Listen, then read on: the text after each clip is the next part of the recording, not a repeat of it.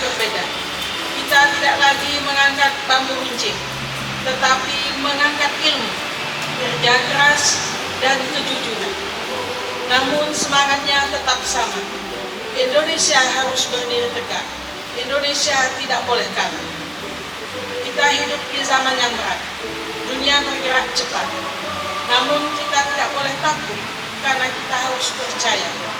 Di setiap kampung, di setiap kota masih ada anak muda Indonesia yang jujur, tangguh, dan berani. Itulah kekuatan bangsa kita.